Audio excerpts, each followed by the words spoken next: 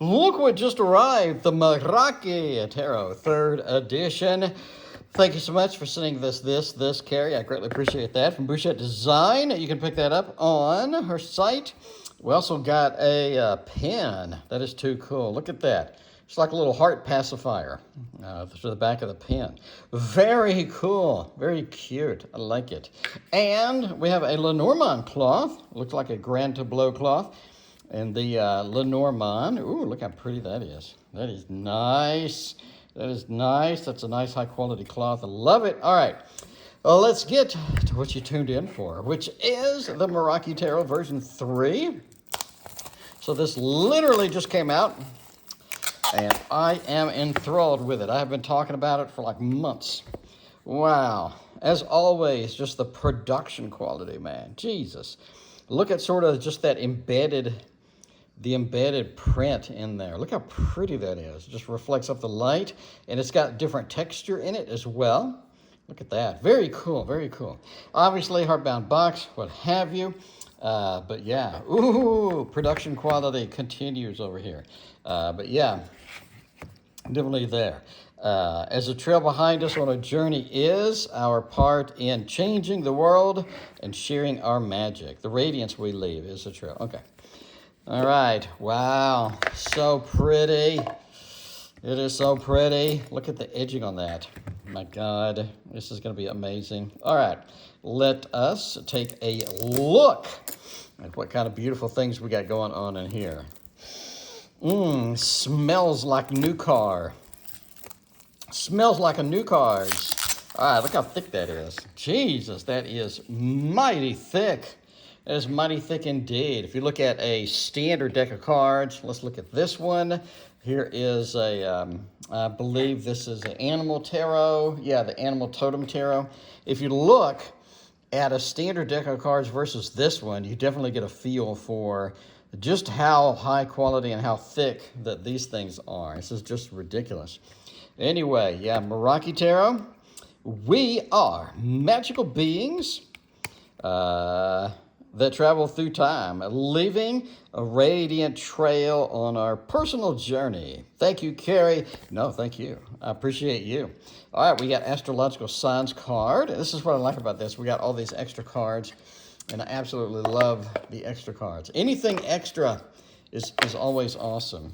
All right, so we got the astrology signs, got the Aries through the Pisces.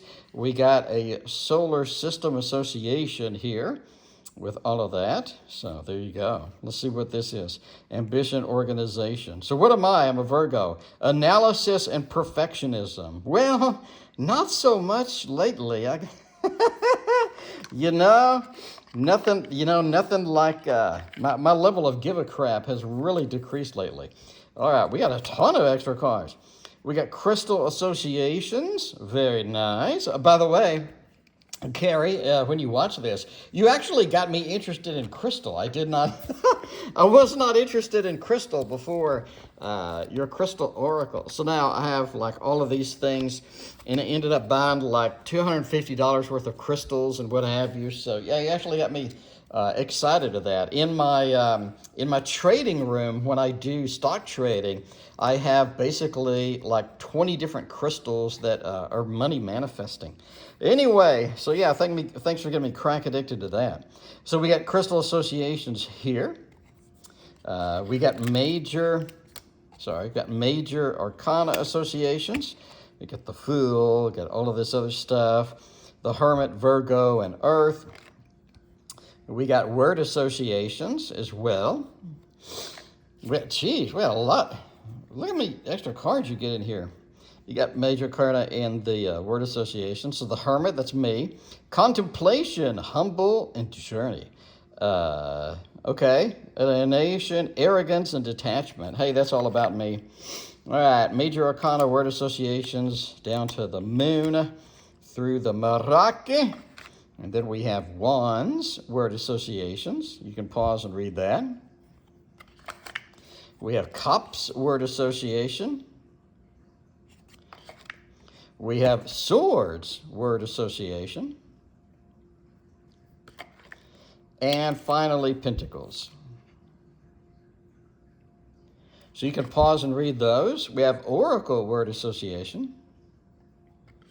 And finally, we have the tarot deck. All right, let's take a look at this. A lot of good stuff there. Let me bend it a little bit. Give it a little bit of a riffle here to loosen it up.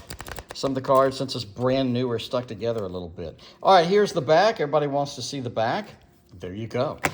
Meraki's got back. All right, let's zoom in slightly, not overly aggressive here. But let's zoom in slightly so we can get a very good look at the cards as we go through it. The Fool, as always, gorgeous. A lot of crystals, as you can tell, from the crystal cards here, from the crystal oracle. You have a lot of crystal energy throughout the tarot. And I think that's magnificent because that's something we really need. But the Fool, you have the Astrology Association there and here and what have you. A lot of crystal sort of energy with that. So the Fool kind of unboxing, opening a gift, opening a sort of possibilities within the Fool. I think that is excellent. We have the Magician with a traditional snake that is on the Magician's as a belt for the Magician, more or less, in the waistline. We have the Lameskate up top, and again, a lot of crystal energy. And then over here, we have the High Priestess, the Veil, a lot of birds. And again, you have that pastel, that really beautiful pastel feel to all the cards. So yeah, you know, and I said it before in the other review of the Meraki Tarot, is I really think that a chalk pastel tarot needs to be made, right? And this is the closest you're gonna get because of that softness, that overall feel, that magic that just sort of creeps in here. Absolutely stunning. You have the Empress, we have the Emperor, and you have that kind of that haze that just goes through here, that just haze, you know, that separates the background from the foreground. The text is just not very intrusive at all. It really feels like it's well done. And the crowns and what have you with this, well done as well. Hierophant with the wisdom of the owl. The book, you know, over here with the Hierophant, very cool. Love that, love that. Got the Lovers with the tree, maybe sort of an Adam and Eve reference, what have you. But you do have a, Me Love You with the Lameskate over there. Yeah, Lovers, absolutely stunning. And the Chariot, beautiful bird reference.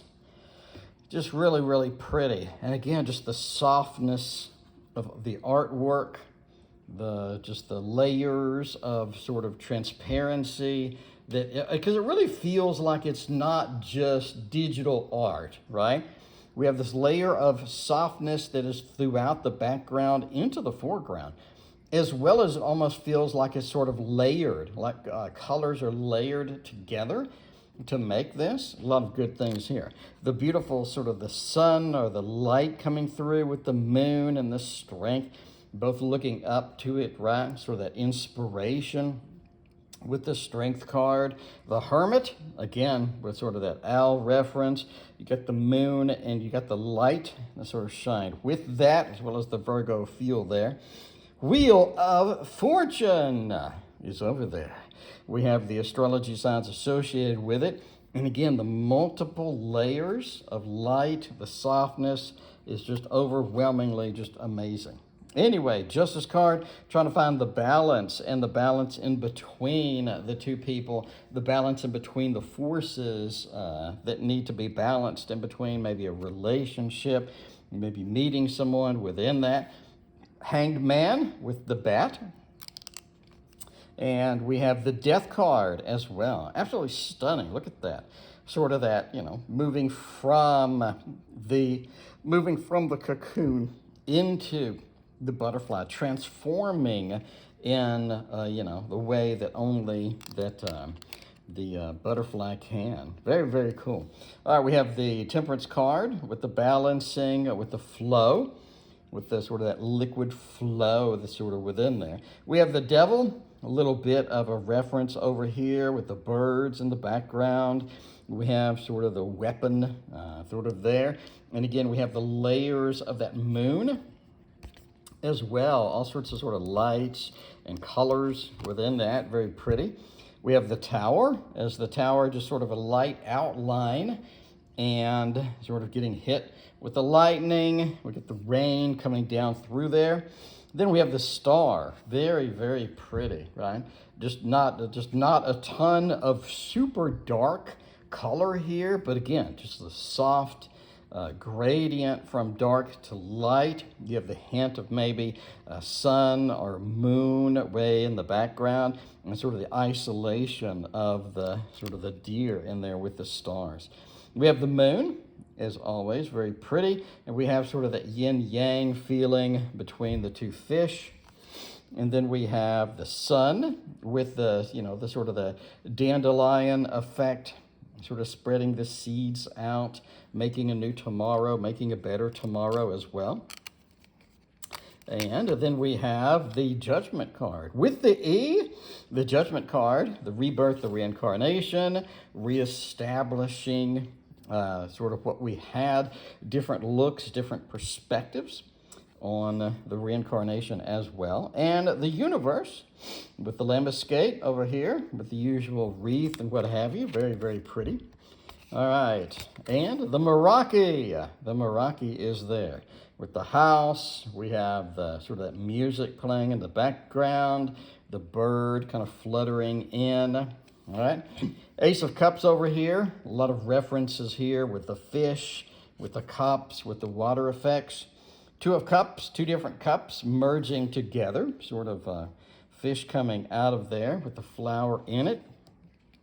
And then the Three of Cups, the birds carrying the, sort of the wrapping, what do you call it?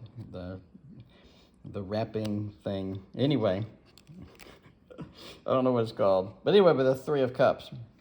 We got the Four of Cups, sort of that, that bird being isolated within there. We have a nest within one part and something falling out. So we have three, and then the fourth one. And then we have the Five of Cups, a level of disappointment, the level of just sort of emotional detachment from that, and the spilled cups going through. And we have the Six of Cups with the two forces coming together. A lot of sort of underwater influence, a lot of butterflies, very pretty, very pastel-y. And then we have the Seven of Cups, all of the options up in the the sky, the rainbow kind of connecting those, some of the stars. We have the city within there, the snake, a lot of the usual references from the Seven of Cups. The Eight of Cups, a little bit of abandonment. We can't really take what we currently have. Let's abandon it and go forth and make do with what we can get. Nine of Cups, a lot of flow with that. Some of the clownfish feel here, a lot of flowing, a lot of influence, a lot of happiness. So you sort of see in the Thoth deck where the better the cups are, the more water flow you have, or the more, flowing of emotions, the superior flow of emotions within that. The Ten of Cups, a happy family, happy home. We have that in spades here with a little bit of this rainbow force coming through there. And then we have the Page of Cups with the Pisces energy with the double fish. A lot of sort of the translucent, again, a lot of sort of digital effects in there that really make this special and different than just a generated kind of deck. Knight of Cups carrying in with the Mr. Romance, carrying in the cup. And then the Queen of Cups. A lot of emotions, a lot of things going on. The fish coming out of the water. We have the cup sort of in there. And again, we have that sparkly, the stars, right? It's not like hard edge. It's very soft. It's very soothing. And the King of Cups, it just kind of matches the Queen of Cups energy. All right, and then we have the Ace of Pentacles over here, holding the crystal. Again, a lot of crystal energy, You did actually get me interested in crystals. I was not interested before. You can ask Ultraviolet. I had no interest at all in crystals until I started this. But yeah, the Two of Pentacles. 2 crystals, 2 choices. And then the Three of Pentacles, working together, working as a team.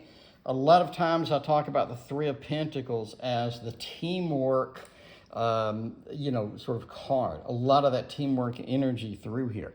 And the Three of Pentacles just kind of says, yeah, that's where we're going there. The Four of Pentacles, the traditional squirrel, sort of hoarding, right? You see that from there. And then the Five of Pentacles out in the snow. But the fox is going to make it. The fox is going to survive because we're sort of used to that. I love the tree line. That does remind me of quite a few acrylic paintings that I like from Kevin Hill. And there's some others, I think. Jerry Yarnell has some as well that just have these beautiful tree line like that. So it looks just great, like really, really well done. All right, the Six of Pentacles taking off, getting a new perspective, giving the gift of flight, giving the gift of kind of that balloon energy of let's go on a trip. We have possibilities coming through there. The Seven of Pentacles working towards a degree of success. We're planting the crystals for later. We're seeing how they're going to merge, how they're going to evolve. And then we have the Beehive, Eight of Pentacles. A lot of cards, a lot of decks use the Beehive as that sort of that cone kind of feeling, the octagram, I believe. Yeah. Anyway, but yeah, looking good. Nine of Pentacles, getting the reward from the Seven of Pentacles. Seven of Pentacles, we had planted the seeds for success. And then the Nine of Pentacles, we're seeing the fruits of our labor coming through that. 10 of Pentacles, absolutely gorgeous. Look at that.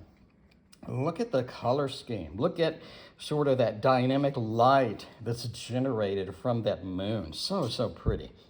And we have a Page of Pentacles with the rabbits, traditional rabbits, traditional kind of wildlife within the Page of Pentacles, the Queen of Pentacles. Knight of Pentacles, pretty much the standard horse that's going to be over there with the grain, with the land that we have, you know, sort of harvested, and we're getting a lot of the results from that. We have that pride in our work. We've done a lot of work in it. Then you have the Queen of Pentacles, again, the rabbit, the, you know, kind of that wildlife feel to the Queen of Pentacles. And then the King of Pentacles with the rabbit remains with a little bit more of the crystal energy. All right, let's take a look at the swords over here. We got the Ace, pretty traditional hand holding the sword, penetrating a Kether. We have the Crown. We have all of that energy, very traditional as that goes. And we have the Two of Swords with the as below, as above, so below kind of feeling there with the Two of Swords, the two different worlds and yet still linked. We have the Three of Swords, the upsetting, the rain, puncturing the hearts. A couple of hearts escaped. That kind of energy coming through there. And then we have the Four of Swords with the waiting, the perspective, the sleep, right? You're looking at dreams, Four of Swords, Nine of Swords energy. We have the Five of Swords, a little bit of that Ten of Swords energy here, just that defeatism. Right? You don't have a defeat or, just kind of have a defeat-y, it feels like. We have the Six of Swords, the longer journey, the journey towards a better tomorrow, the journey towards something that's improved, something that's going to be a little bit better than what we had before. And then we have the Seven of Swords over here, carrying away, stealing, getting away.